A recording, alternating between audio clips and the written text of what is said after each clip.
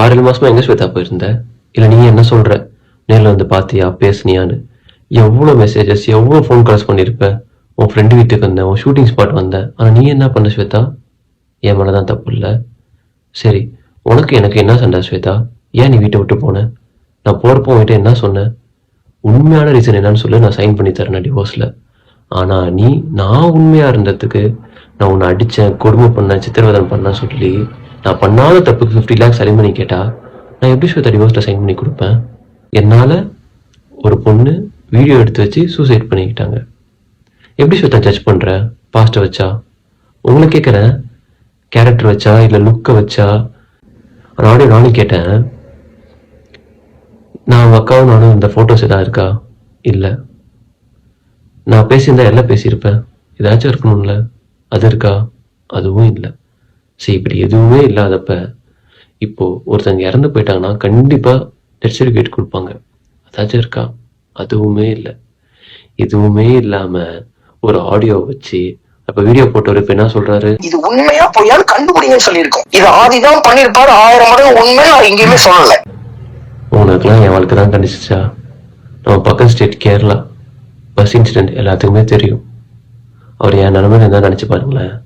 சொந்த பொண்டாட்டியோ ஒரு ஆடியோ கேட்டு எந்த ஒரு ப்ரூஃபும் இல்லாம நீ தான் ஒரு பொண்ணு சாவுக்கான்னு சொல்றப்ப அந்த மனுஷனோட மனநிலைமை எப்படி இருக்கும்? இந்நேரம் அவர் என்ன பண்ணியிருப்பாரு? ஆனா நான் அப்படி எதுவுமே பண்ண மாட்டேன். ஏன்னா நான் இருக்கிற வரைக்கும் ஒருத்திக்காக மட்டும்தான் இருந்தேன். அவளுக்காக தான் வாழ்ந்தேன், அவளுக்காக செத்தேன், அவளுக்காக மட்டும்தான் உண்மையா இருந்தேன் தெரியணும் எல்லாத்துக்கும். நான் ஒரு ரெஜிஸ்டர் மேரேஜ் பண்றப்ப ஸ்வேதா எல்லாம் உண்மையும் சொல்லி தான் நான் பண்ணேன். நான் பண்ணேன்னு சொல்லுவேன். இதெல்லாம் நீ பண்ணியான்னு கேட்டா எல்லாம் நான் பண்ணேன்னு சொன்னேன். ஏன்னா எல்லாம் நான் பண்ணேன். எல்லாம் நீ பண்ணியான்னு கேட்டா எல்லாம் நான் பண்ணல. ஏன்னா இதை நான் பண்ணல ஸ்வேதா, நான் பண்ணல ஸ்வேதா. என்னவளா சொல்லிக்கோடா.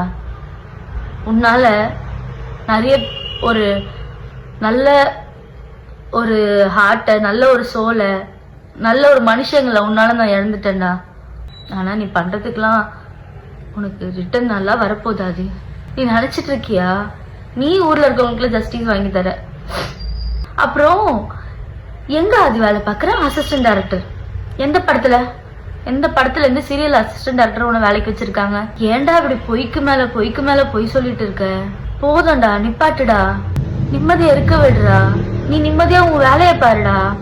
உன் வேலையை பாக்குறத விட மத்த எல்லாமே பண்ணுவ நீ. ஆனா என்ன இந்த மாதிரி ஆக்கிட்டல, பைத்தியம் முடிச்ச மாதிரி ஆக்கி வச்சுட்டல. என்ன உன்னால பைத்தியம் முடிச்ச மாதிரி இருக்கேன் நானு. என்னால ஒழுங்கா வேலை பார்க்க முடியல. நான் குண்டாயிட்டேன்னு வேற எல்லாரும் சொல்றீங்க தெரியுமா? நான் ப்ராப்பரா சாப்பிட்டு தூங்கி ரொம்ப நாள் ஆச்சு. டேப்லெட்ஸ் எடுத்துட்டு இருக்க, தூக்கம் வரலனா. நான் உன்னை லவ் பண்ணதுக்குள்ள நீ ரிட்டர்ன் எனக்கு இப்படி நல்ல ஒரு கிஃப்டா எனக்கு கொடுத்துட்டு இருக்கடா. எப்படிடா உனக்குலாம் மனசு வருது?